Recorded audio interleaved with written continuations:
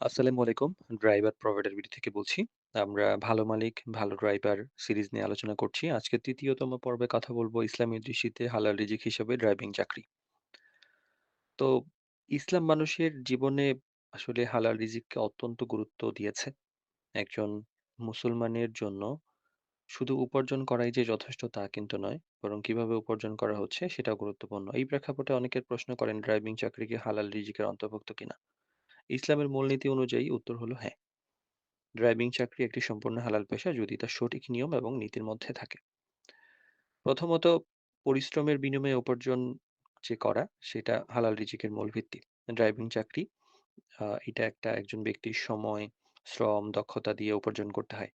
আবার ইসলাম শ্রমের যে মাধ্যমে যে অর্জিত যে ব্যাপার অর্থ উপার্জন সেটাকে হালাল হিসেবে স্বীকৃতি দিয়েছে। রাসূলুল্লাহ সাল্লাল্লাহু আলাইহি সাল্লাম নিজেও শ্রমনির্ভর পেশাকে সম্মান দিয়েছেন। তাই ড্রাইভিং এর মাধ্যমে উপার্জিত অর্থ অবশ্যই হালাল যদি তা হারাম কোনো উপাদান না থাকে।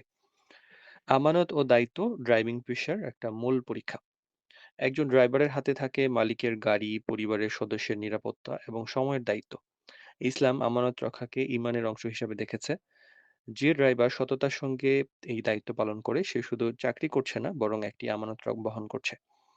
এই আমানতদারতাই তার রিজিকে বরকতময় করবে। হারাম তখনই হয় যখন নিয়ম ভাঙা হয়।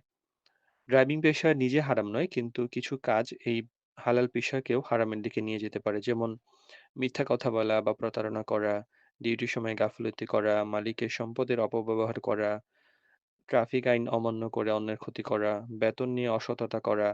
এই ধরনের কিছু ব্যাপারে চাকরিকেও ঝুঁকি ফেলে না, বরং হচ্ছে রিজিকেও বরকত নষ্ট করে দেয়। মালিকের কিছু দায়িত্ব থাকে হালাল রিজিকের সাথে যা জড়িত। শুধু ড্রাইভার নয়, গাড়ির মালিকের আচরণও হালাল হারামের প্রশ্নের সঙ্গে জড়িত। সময় মতো বেতন দেওয়া, অতিরিক্ত ওভার ডিউটি না করানো, আবার করালেও সেটা যেন পরিশোধ করা হয়, কথা দিয়ে কথা না রাখা, এইসব জুলুমের অন্তর্ভুক্ত। ইসলামের দৃষ্টিতে এই জুলুমের উপর মানে যে বরকত এটা উঠিয়ে নেওয়া হয়েছে। আবার নিয়ত এবং আচরণের যে একটা ব্যাপার সেখানেও কিন্তু রিজিকের মান নির্ধারণ করে। একজন ড্রাইভার যদি নিয়ত করে হালালভাবে পরিবার চালাবে, দায়িত্বশীল হয়ে থাকবে এবং আল্লাহকে ভয় করবে, তাহলে এই চাকরি তার জন্য ইবাদতের মর্যাদা পেতে পারে। হালাল রিজিক শুধু টাকার অঙ্ক নয়, বরং তাতে যে শান্তি, তৃপ্তি সেটাই কিন্তু মূল ব্যাপার। ড্রাইভিং পেশায় বরকত পাওয়ার যদি পথ আমরা চিন্তা করি, তাহলে ফাইনালি আমরা এটা বলতে পারি যে সততা, সত্যবাদিতা বজায় রাখা।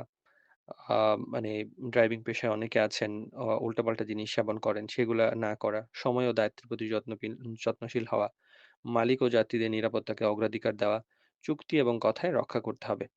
এই যে প্রাপ্ত অর্থ এই হারাম থেকে বাঁচতে হবে। ফাইনালি ইসলামের দৃষ্টিতে আসলে ড্রাইভিং চাকরিটা কোনো ছোট বা সন্দেহজনক পেশা নয়। বরং সততা ও দায়িত্বশীলতা, আমানতদারতার সঙ্গে এটা যদি করা হয় তাহলে একটি পূর্ণাঙ্গ হালাল রিজিকের মাধ্যম। আল্লাহ তাআলা হালাল রিজিককে ভালোবাসেন। আর ড্রাইভিং পেশা সেই রিজিকের একটি বাস্তব এবং সম্মানজনক পথ। আশা করি বুঝতে পেরেছেন। আসসালামু আলাইকুম।